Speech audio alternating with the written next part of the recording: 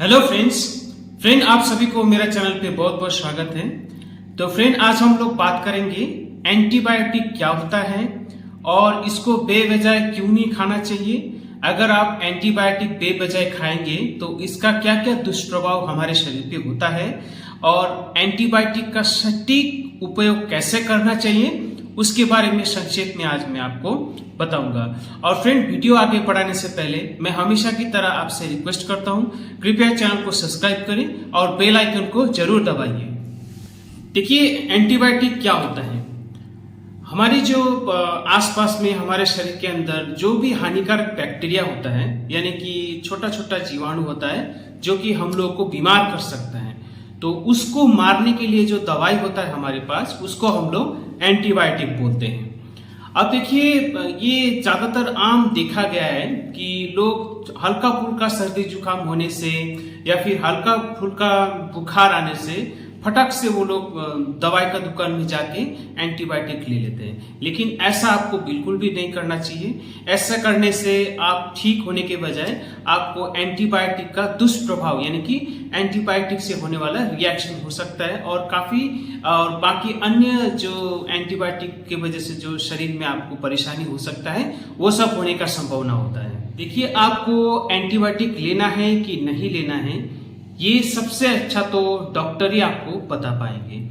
लेकिन फिर भी अगर आपको अगर बुखार आए यानी कि तेज बुखार आ रहे हो, जैसे 102 डिग्री फ़ारेनहाइट से ऊपर अगर बुखार आ रहे हो या बुखार 2 दिन से लगातार आ रहे हो और साथ साथ में आपका शरीर के अंदर या फिर शरीर के बाहर कुछ भी ऐसा संक्रमण जैसा चीज दिखाई दे, जैसे घाव पक गया हो या फिर फुंसी हो गया जिसको हम लोग एब्सेस बोलते हैं, या फिर शरीर के अंदर कहीं लंग्स में इन्फेक्शन हो या फिर कान के अंदर इन्फेक्शन हो, साइनस का प्रॉब्लम हो, तो ऐसा चीजों में हम लोग एंटीबायोटिक इस्तेमाल करते हैं। जैसे टॉन्सिल, अगर आपका टॉन्सिल पक गया हो तो इस तरह के का अगर आपका शरीर में लक्षण है और साथ में बुखार आया है तो ऐसा स्थिति में एंटीबायोटिक का इस्तेमाल करना सही रहेगा। अब देखिए जो बुखार है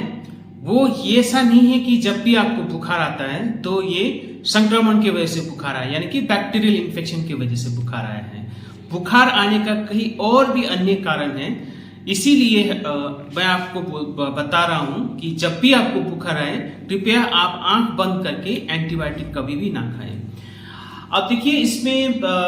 दो तीन जो एंटीबायोटिक्स हैं जो कि ज्यादातर देखा गया कि लोग ज्यादातर बुखार आने से खाते हैं, जैसे हो गया ऑगमेंटिन हो गया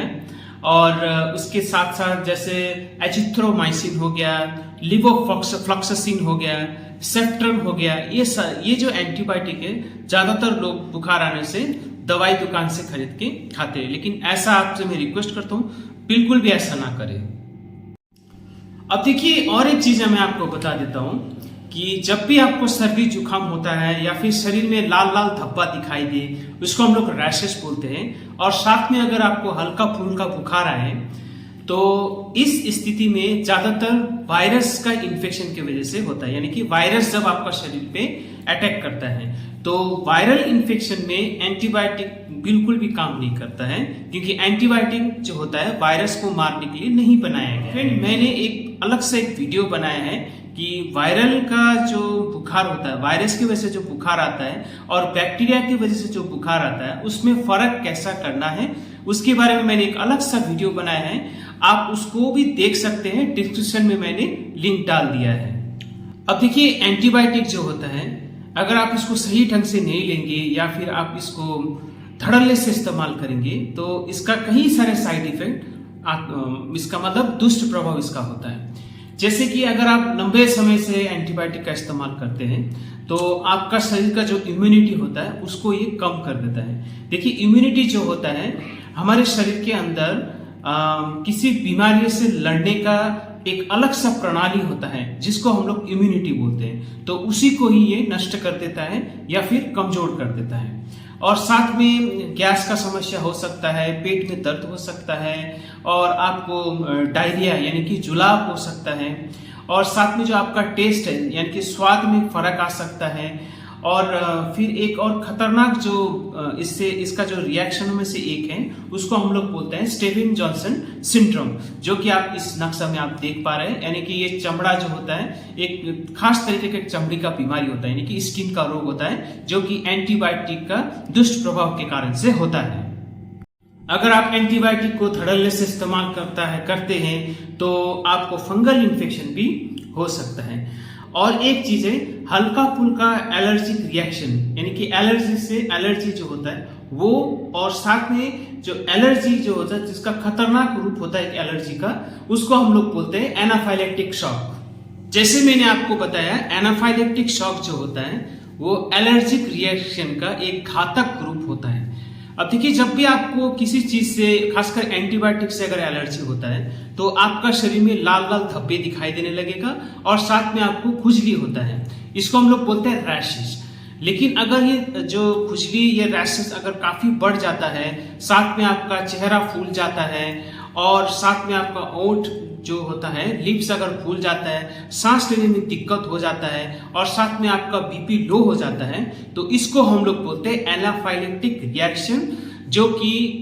एंटीबायोटिक के रिएक्शन के गंभीर एलर्जिक रिएक्शन का एक रूप होता है। तो ऐसा होने से आपको तुरंत मेडिकल इमरजेंसी होता है, तुरंत आपको हॉस्पिटल जाना होता है। तो फिर आपको समझ में आ गया होगा,